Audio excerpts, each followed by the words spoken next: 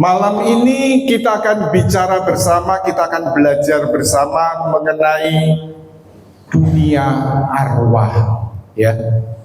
Jadi terus terang, ketika pertama kali, ya, saya diminta oleh dari pengurus PD untuk membawakan mengenal dunia arwah ini, apalagi dengan, ya, macam-macam, ya.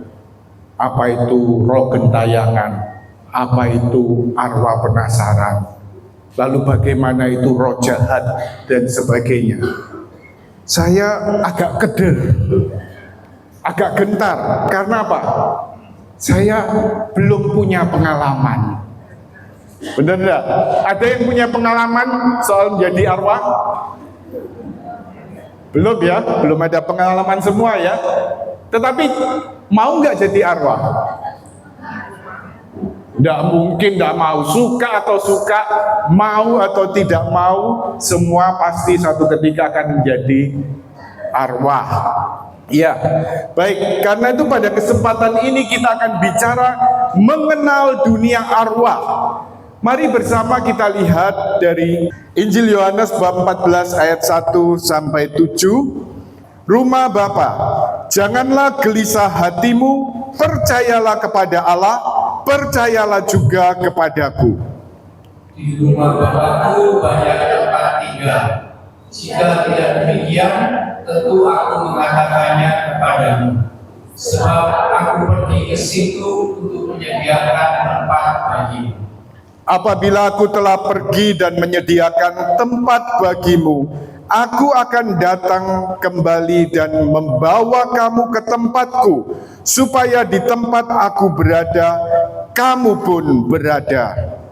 Dan kemana aku pergi, kamu tahu jalan ke situ.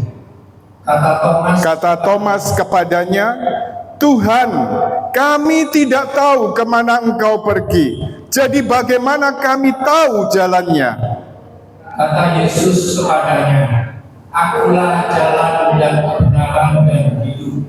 Tidak ada seorang pun yang datang kepada Bapa kalau tidak melalui aku.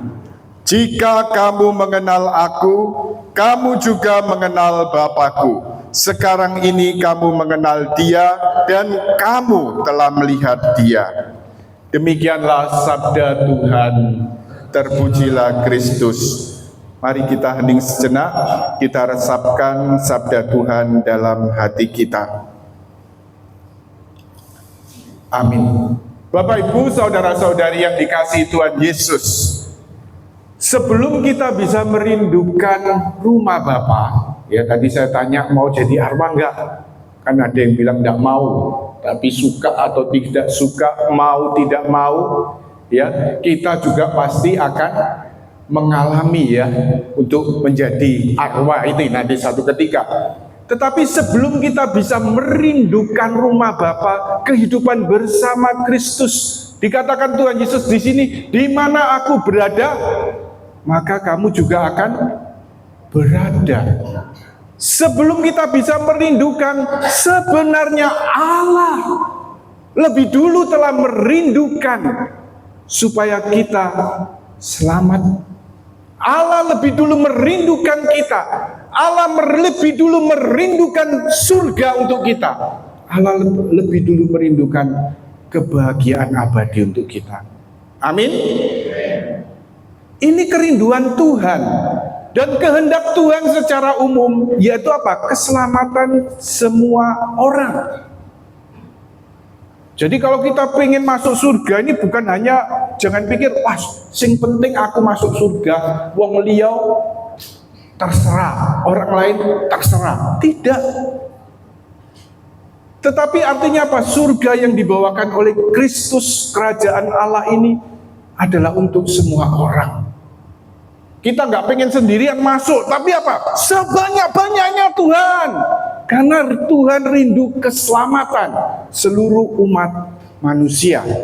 Bapak, Ibu, saudara-saudari terkasih, karena itu sebelum membahas dunia arwah, kita belajar dulu tentang satu hal yang ini yang akan kita lalui.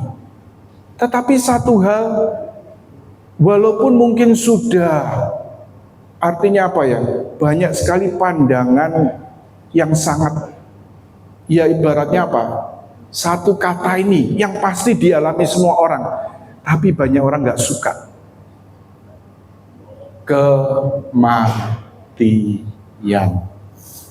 Siapa pengen masuk surga? Semua pengen masuk surga ya. Siapa mau duluan? Kan ada yang di sosmed seperti itu ya, nggak ada yang mau ya. Ya, tapi kita lihat tentang kematian, pandangan kematian. Kematian ini suatu yang kadang-kadang menakutkan. Bahkan ya dalam tradisi, misalnya tradisi Tionghoa ya, dihubungkan dengan angka tertentu. Ya, angka tertentu, angka apa itu? Ya, 4. Bahkan kalau kita lihat, ya ini hidup kita sehari-hari ya, betapa sangat dipengaruhi oleh kepercayaan-kepercayaan yang sia-sia ini. Bahkan rumah menghindari nomor 4, apartemen, mall menghindari lantai 4. Karena apa? Takut mati, padahal semua pasti mati. Nah, karena itu kita jumpai realitas seperti ini, kematian suatu yang menakutkan dan sebagainya, bahkan dihindari tadi ya, kata-kata mati tadi dihindari ya. Nah, tetapi kemudian bagi kita orang-orang percaya pada Kristus, hanya karena Kristus, karena apa? Tuhan kita sudah melalui kematian. Dia datang ke dunia, menjelma menjadi manusia, dia kemudian apa? Juga mengalami kematian untuk kita.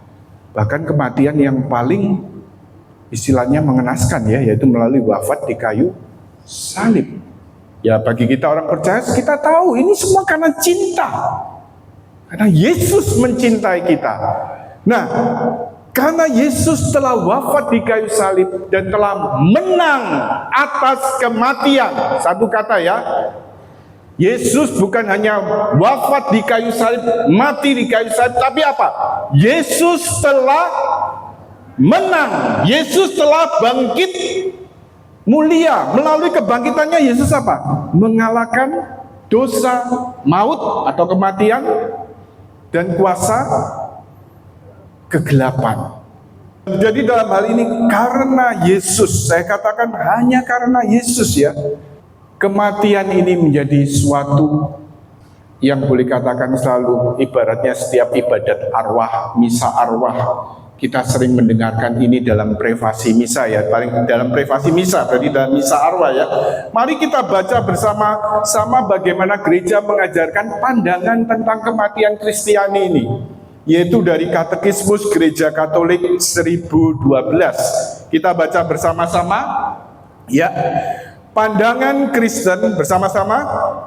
Pandangan Kristen mengenai kematian, bandingkan 1 Tesalonika bab 4 ayat 13 sampai 14, dilukiskan dengan sangat bagus dalam liturgi gereja. Bagi umat berimanmu ya Tuhan, hidup hanyalah diubah, bukannya dilenyapkan. Dan sesudah roboh rumah kami di dunia ini, akan tersedia bagi kami kediaman abadi di surga. Dari privasi arwah, dalam misa arwah ya. Kita lihat, bagi kita orang yang percaya pada Yesus, kematian ini merupakan apa? Hidup ini tidak berakhir, tetapi hidup hanya apa? Diubah ya. Diubah. Badan ini ya, walaupun ya maaf ya, secantik apapun, seganteng apapun ya, atau kemudian ya apapun yang mungkin bisa menjadi prestis semua orang zaman ini ya, tapi juga pada saatnya badan jasmani ini akan lenyap ya, digantikan tubuh rohani, tubuh kebangkitan ya, dan jiwa dalam hal ini. Nah, jadi dalam hal ini kematian oleh karena Kristus bukan lagi suatu yang menakutkan. Janji Tuhan, kehidupan tidak berakhir, tapi hanya diubah. Diubah dalam kemuliaan surgawi. Dikatakan oleh Santo Paulus, sengsara zaman ini tidak ada bandingnya dibandingkan apa? Kemuliaan yang Tuhan sediakan.